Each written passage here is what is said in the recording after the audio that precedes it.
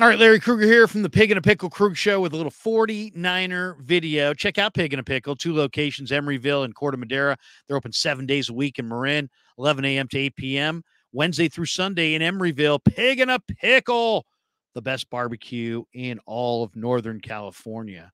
All right, I am absolutely excited for the upcoming 49ers season. And let me tell you why, because the 49ers added a lot of young players to their roster a year ago. And if you ask any football person, they'll tell you the biggest jump that you see a player make in an NFL season is week 1 to week 2. You play week 1, you watch the film, you grade the film, you react to it, you adjust, and then here comes week 2. The biggest improvement that you see in a player comes from year 1 to year 2. In year 1, you're drafted in April. You don't even really know the playbook until you get to camp, and then you're just adjusting to life in the NFL, and everybody's bigger, stronger, faster, and smarter. Guys in college just got by on talent. Guys in the NFL show up with briefcases and suits and laptops, and they're serious.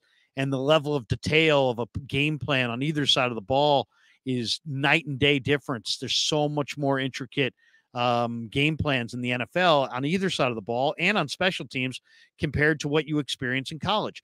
So the biggest breakthrough is year 1 to year 2. Think about it. You go year 1, you play the whole season. Finally, you get everything. You kind of get everything under your belt. Now you got an entire off season to train, get stronger. Now you come in year 2, you know the defense, you know the offense, you know the special team coordinator. You know what the plan is. You got a much better. And when you're not thinking and you're just moving based on reactions, you're so far ahead. When Brock Purdy took the podium a couple weeks ago, I asked him, I said, Brock, compare yourself to where you're at now compared to where you were last year at this time. He's like, oh, night and day, night and day. Huge difference. Because last year I was just trying to figure out what the heck was going on. This year I know the offense, I know the talent, I know the receivers, I know the formations, I know the playbook. I've seen different game plans. We've utilized different game plans throughout the year. I've had a chance to play. I've had a chance to rehab. I've had a chance to build my body. I mean, it's night and day, absolutely night and day. And so the 49ers have the number 1 odds of any team in the NFC to go to the Super Bowl. How about that? And I think one of the main reasons I'm so bullish on them this year is they have so many players who are going to make that significant jump from year 1 to year 2. And let's go through it. Let's go through the list. It's a lengthy list. It's really impressive. We'll start with Drake Jackson. He was the 2nd-round pick last year, pick number 61. He had 3 sacks through the first 6 weeks of the season, and then he wasn't active for 5 of the last 6 games, and he wasn't active in the playoffs. And what has he done? He's lifted weights. He's gotten stronger. He's gotten faster. He looks awesome on the practice field. He's flying off the edge, but he's bigger, stronger, faster. And he's got a better knowledge of the defense. He's devoted the time. He's gotten serious. He had college work ethic. Now he's got pro work ethic. It makes all the difference in the world. Jackson, arrow pointing straight up. He looks a whole lot better. All right, let's go to the 3rd-round pick, Ty Davis-Price, 93rd pick overall. So they brought in McCaffrey. There weren't a lot of opportunities last year for TDP. They also had Elijah Mitchell. They also had Jordan Mason. And he just didn't get a lot of run. Just did not get a lot of run with the 49ers last year. So it's like, well, what is Ty Davis-Price? You know, who is he? What is he? This year, he looks faster. He looks more explosive. He's had a year with Bobby Turner and Anthony Lynn. He knows the offense. He knows where he's supposed to be. He's going to be in the best shape of his life. TDP, expect him to bust out. He's 225 pounds. He's fast. He breaks tackles. He delivers punishment to the opposition. He's getting nothing but better. All right, let's go to round 3, pick 105, Danny Gray. As a rookie, Danny Gray was brought in to stretch the field. Trey Lance hit him with that bomb down the sideline in the preseason, and people were like, wow, Danny Gray's going to kick ass. And then nothing went right. He appeared in 13 games. He only had 1 catch for 10 yards, caught the ball had one carry for 9 yards. He was only on the field for 87 offensive snaps all season. Made a little bit of an impact later in the year as a coverage player on special teams. But Danny Gray showed up this year in OTAs. He's looking fast. He's looking explosive. And I think Danny Gray has got a huge amount of talent. And watch him bust out this year. I think he's going to make the team, and I think he's going to make a significant impact. Let's jump to the 4th round. Spencer Burford, pick number 134. Now, he played a lot last year. He started 19 games for the 49ers at right guard, but he shared time with Daniel Brunskill. And now Brunskill's moved on in free agency, and Mike McGlinchey signed with the Denver Broncos. So you got a whole new right side of the offensive line. You got McKivitz, a new player to his outside. According to Pro Football Focus, Burford allowed 18 pressures last year. He allowed 4 sacks, 6 hits on the quarterback, and 8 total hurries. But if you look at him out there, he is bigger and more powerful, more explosive. Burford has put on good weight, and he knows it's a very complex offense. He's going to probably be the full-time starter at right guard. Chris Forrester said, "Don't look over your shoulder, big boy. The job is yours. So don't think somebody's coming and taking it from you. It's your gig." And I expect Burford to take off and be really good. Burford last year was really good. He's smart. He's tough. In some ways, he's the ideal. He's like kind of a blue chip type prospect. There's really nothing not to like. He's got the body for the position, smart as hell, dedicated. He's played a lot of positions. Now he's gotten a year of experience in a part-time role, played consistently throughout the year. Watch him take that right guard job and man that spot all year. So I think the arrow's pointing straight up on Burford. All right, let's go to the next guy, Samuel Womack, 5th round pick number 172. Out of Toledo. Appeared in 16 games as a rookie, started 1. But now Jimmy Ward has moved on to the Texans. And, you've got some turnover in the secondary. You got Isaiah Oliver brought in to man the nickel spot, the slot corner spot. And Womack's going to get more run outside. And now you got Darrell Luter in the mix as a rookie to compete with Womack. But Womack last year got his hands on 3 or 4 footballs on the sideline. And if he had even a half a step quicker recognition, they are pick sixes. This year, those PBUs become pick sixes because this year he'll be more aware. This year he'll watch more cut-up film. This year he'll play faster. His awareness will be greater. His knowledge of opposing receivers will be better. And not only that, I think you're seeing a player that already was on the cusp of real great things. And now with a little bit more awareness, that gives him an extra step and a half.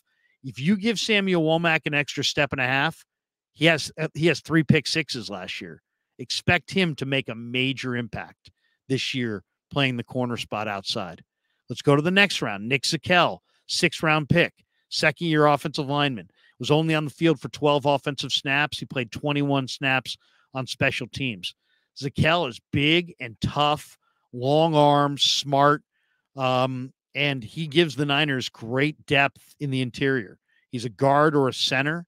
They don't need him to play right now. It's like, you know what? They don't need him to man a role. He can play as a backup for another year. But Nick Zakelj is an NFL player, man. He's good. He really is. I love him as a prospect. For what I said, he's big, he's tough, he's got the mindset. When this guy gives you the 2-hand shiver, you see the defensive lineman on the other end go, oh, he is strong. This is a strong offensive lineman. He's got the right mindset. He's nasty. I love Zakelj as a prospect, and he's getting nothing but better. Arrows pointing straight up. All right, let's move to the 6th round. Pick number 220, Kalia Davis. Kalia Davis suffered an ACL injury his final college season at Central Florida. And so he basically was on the NFI list last year. So he got a redshirt year. They pulled him off the NFI list late in the year, and he was at practice. And, man, I wish I did film it, and I wish you guys could have been there watching it with me.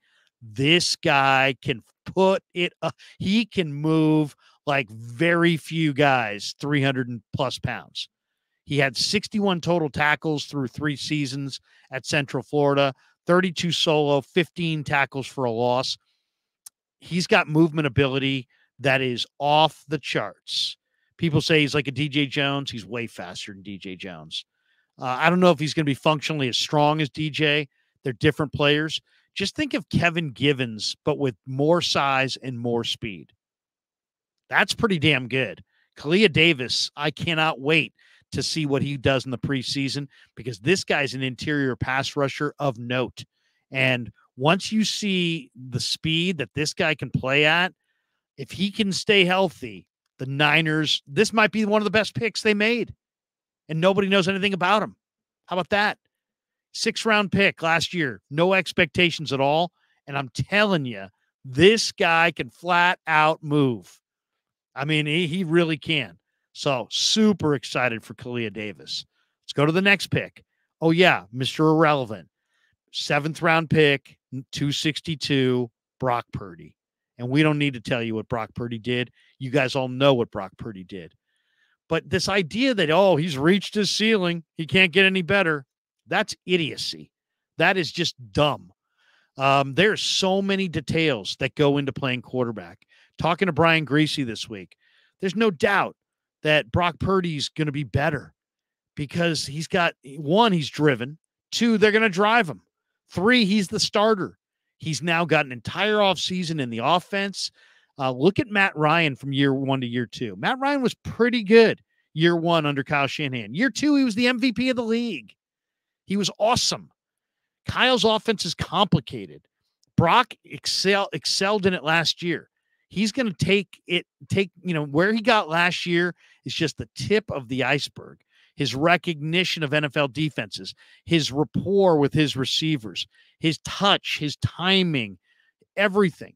His athleticism. He's going to get bigger, stronger, faster. He's got big hands. He's going to deliver the ball better. He's got better knowledge of his receiving group, whether it be McCaffrey, Ayuk, Debo, Jawan, Juszczyk, Kittle. Brock Purdy's getting better. If you don't think he's getting better, I don't know what to say about you. I can't help you. I can't help you. There is no such thing as the quarterback who doesn't get better from year 1 to year 2. They're all getting better. And this guy's really a conscientious hard worker and super competitive. And he got a lot of run as a rookie. And as long as he's healthy, there's no doubt in my mind, he's not going to be a little bit better.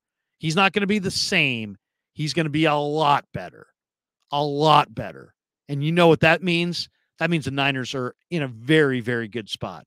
Now, if that's where this list ended, that would be one thing. But there are other players that were brought in last year that nobody really knows about that are going to get better. Let's review them. Tay Martin. Tay Martin was had awesome ball skills at Wazoo. Then he transferred to Oak State, finished up as Oak State's best receiver, had an unstoppable bowl game a couple years ago in the Fiesta against Notre Dame, caught like 9 balls for 109 yards and 3 touchdowns. I talked to him early in camp. Then I talked to him late in the year. And by late in the year, he's like, man, I put in all these reps. And I said, man, you got to get stronger in the upper body. He said, I know. He showed up this summer. He is noticeably stronger in the upper body, still moving really, really well. Ronnie Bell, Willie Snead, Tay Martin, Ray McLeod, Chris Conley.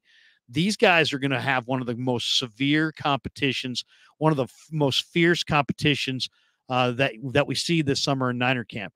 Martin is legit. He's all of 6'3". He's got a huge catch radius. He did it in college. He can do it in the pros. Watch out for Tay Martin. Tay Martin's legit. All right, let's go to the next position. Jason Poe is another guy.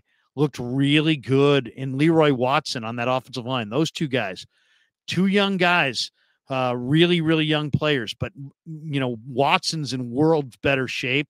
Poe is, I thought looked really good in the preseason last year. He ain't getting nothing but better. So watch for those guys. And then let's talk about Jordan Mason.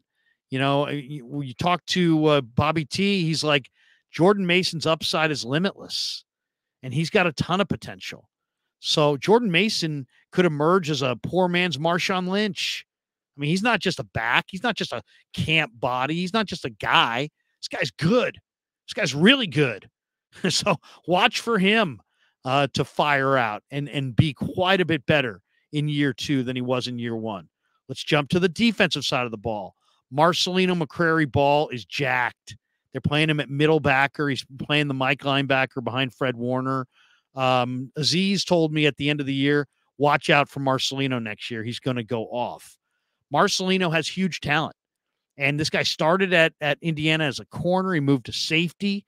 The Niners have transitioned him to linebacker. He's now played in the NFL's best linebacker room behind some of the best players, coached by Johnny Holland. Now McCrary Ball, it's his time. And he's going to fire. And he's going to be incredible this summer. Wait for McCrary Ball till you see McCrary Ball in the preseason. Terrific young player. And he's getting nothing but better. And then we're not done yet. Taylor Hawkins was a terrific corner at San Diego State.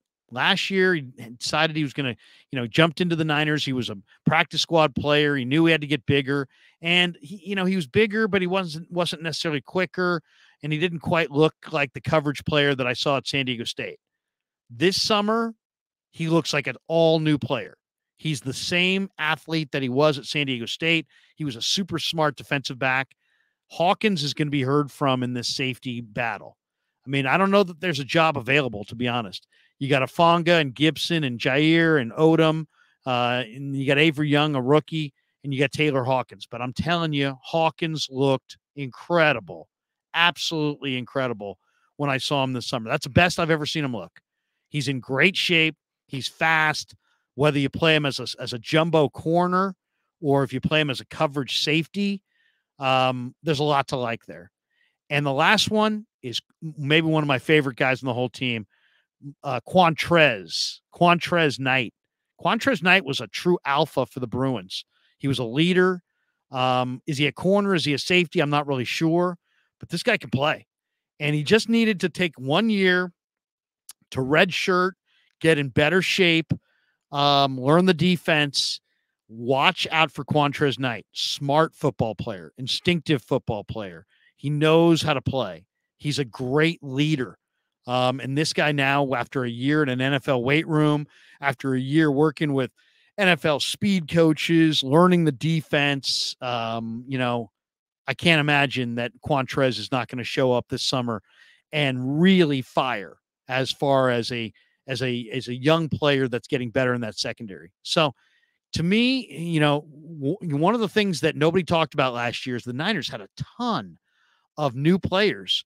I think they had 13 or 14 rookies last year that they're bringing all those guys back, and they're all going to, so they have a ton of guys that are in that year 1 to year 2, point in their career.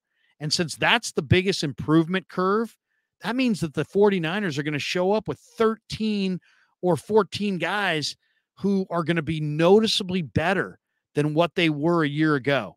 And that is going to have a profound impact on the total football team. And that's why I'm so bullish on the Niners this year. Do they have Purdy in year 2? Yeah.